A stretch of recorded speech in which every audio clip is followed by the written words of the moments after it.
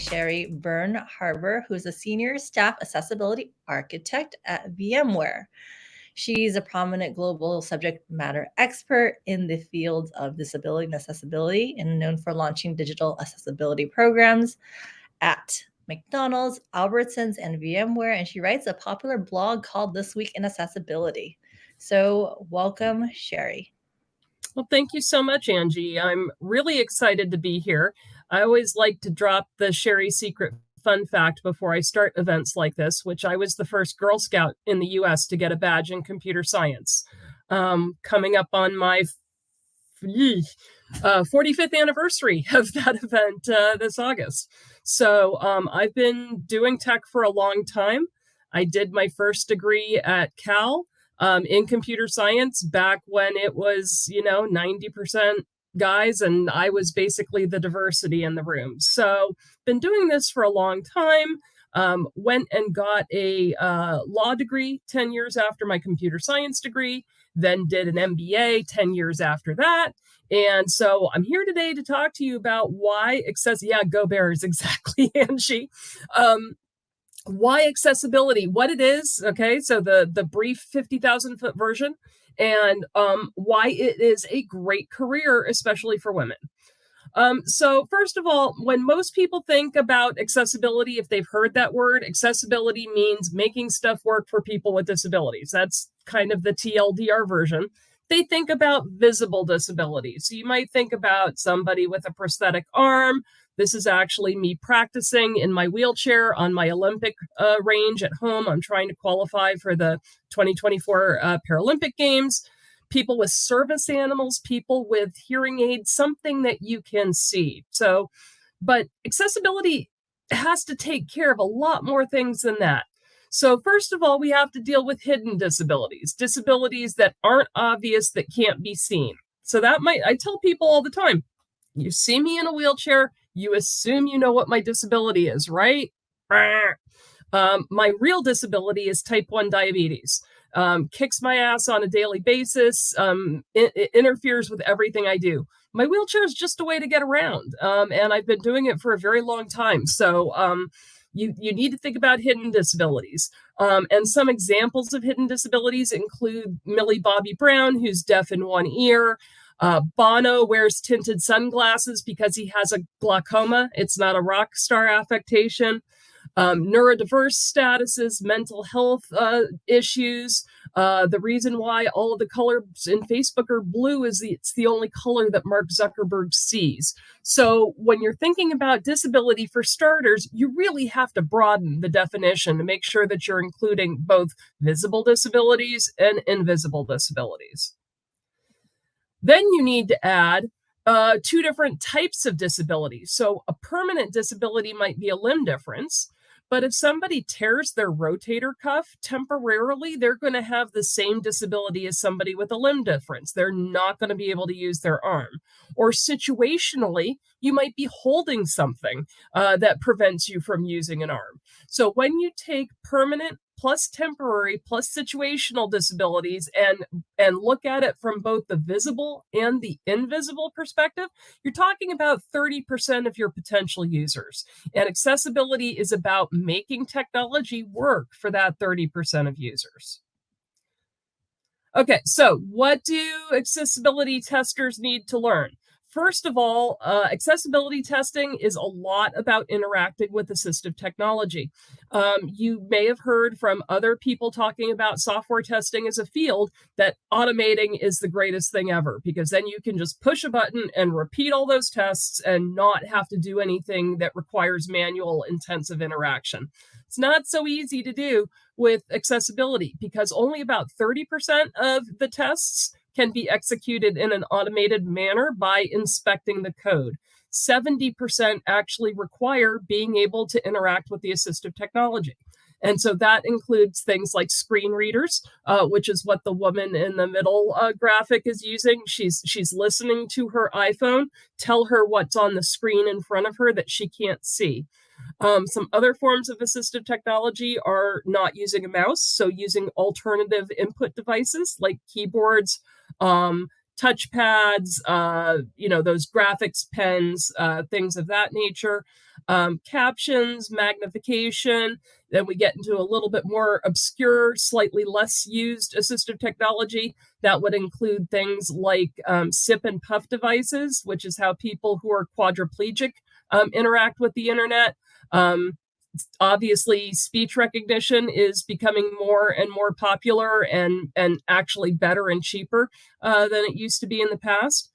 Once you know how to use assistive technology, you have to learn about the accessibility guidelines. So there's something called WCAG, which stands for Web Content Accessibility Guidelines.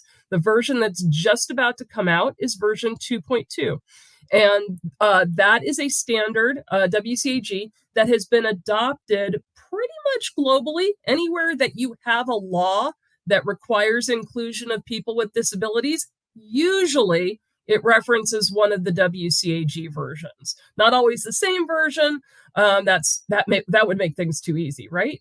But the EU, Canada, Australia, the US, India, some countries in Africa, they all use WCAG as the standard to determine whether or not you've made something accessible enough. That is, that the majority of people with disabilities would be able to use it just as if they didn't have a disability. So these are the two basic things that entry-level accessibility testers focus on.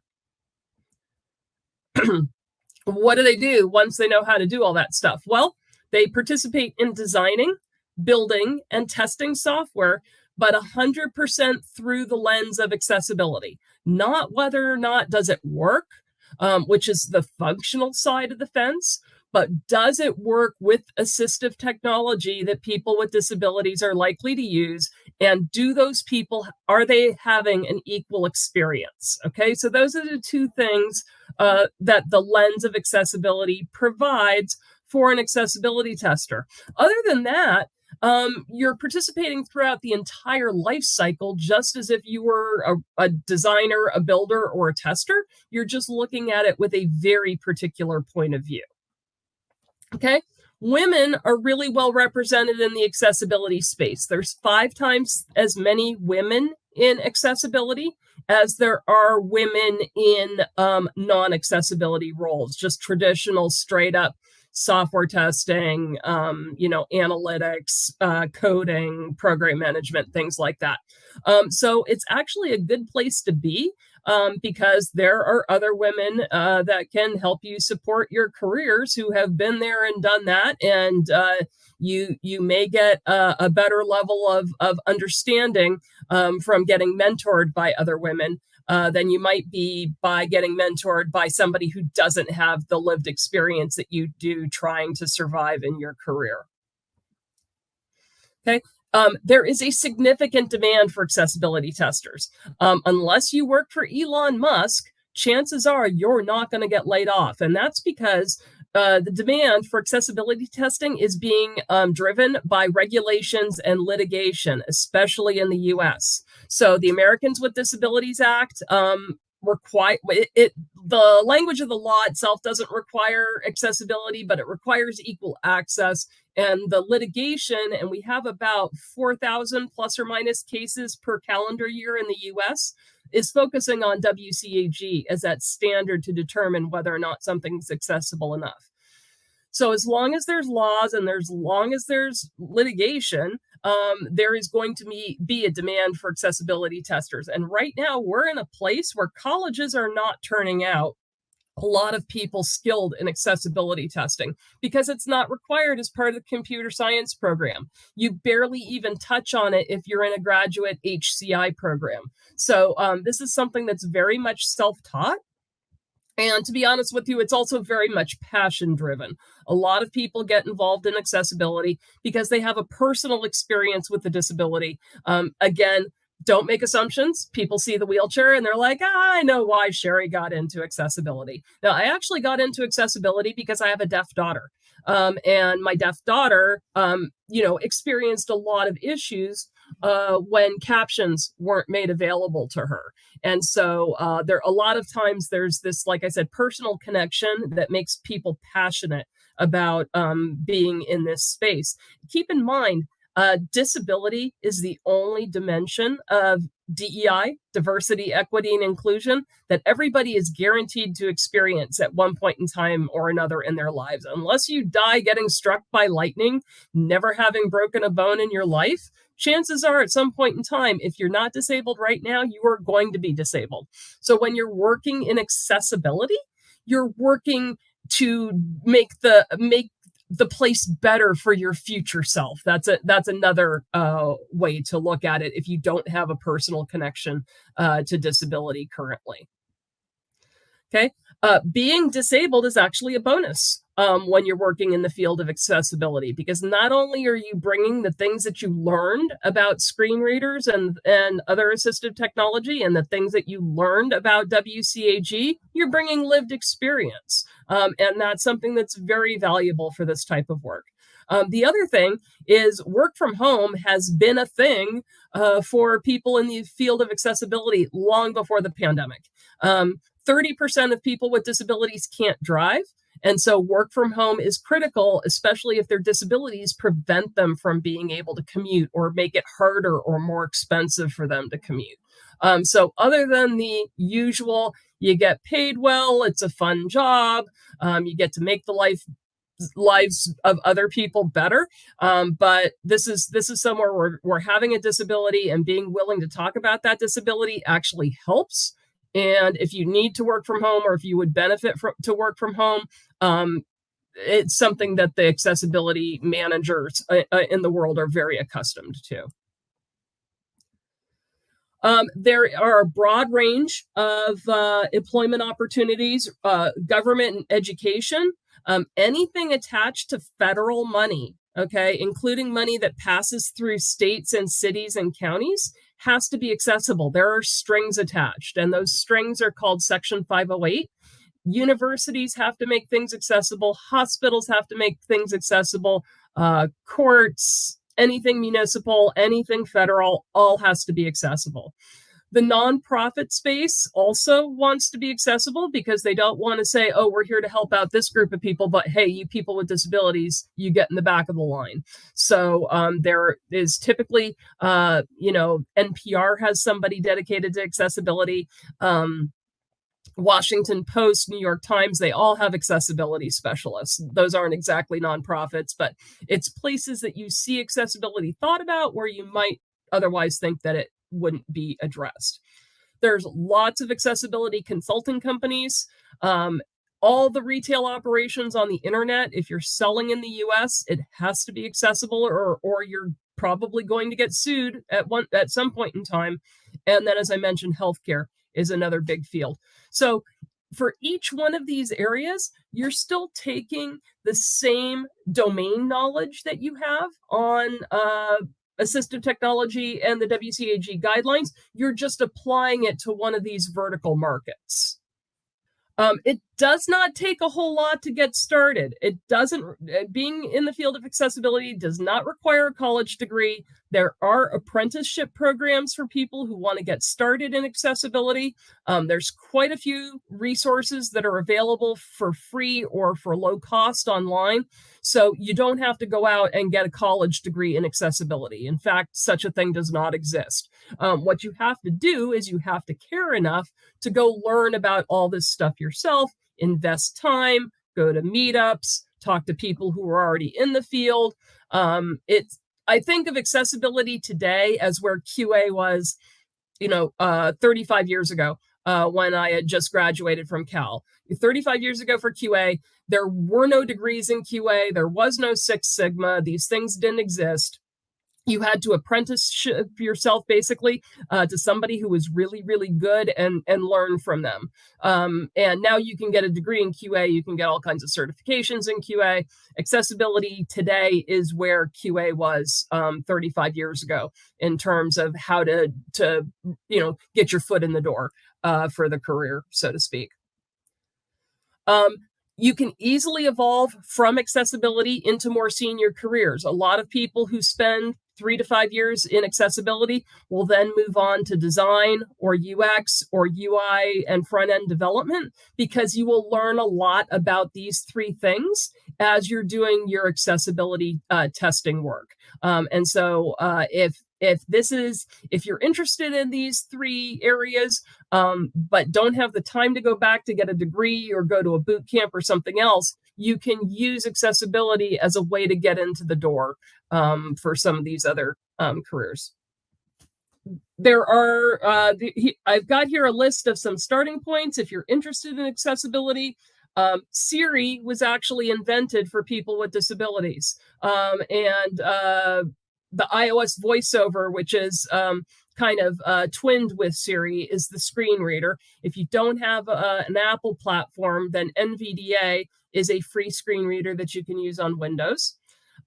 Spend an hour not using your mouse. Lots of people can't use mice. I can't use a mouse because I've got pretty bad arthritis in my hands. That will give you a pretty quick perspective on what it's like to be a keyboard only user.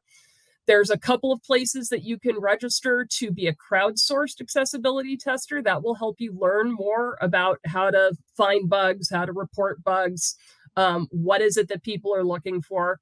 Most major city centers have a lighthouse for the blind or center for independent living. They usually have ways that they can point people to learn more things about accessibility. And we've got meetups all over the place. And thanks to the pandemic, most of the meetups are actually now hybrid. So, if the accessibility group in Orlando is meeting up, it doesn't matter you live in Portland, you can still go. Because they're, like I said, largely hybrid these days. So I wanted to give people my contact information. I have a website, which is sherryburnhaber.com. It's got a free archive of all the blogs that I've written over the years about accessibility. There's probably 200 or 250 articles on there right now. If you don't see something, ask me. Because I'm still writing. I'm not writing quite as much as I used to, but I get a lot of my ideas from people pinging me and saying, well, what about, how do you make a toast message accessible? One of my most popular articles I ever wrote came out of a question that somebody gave me on LinkedIn.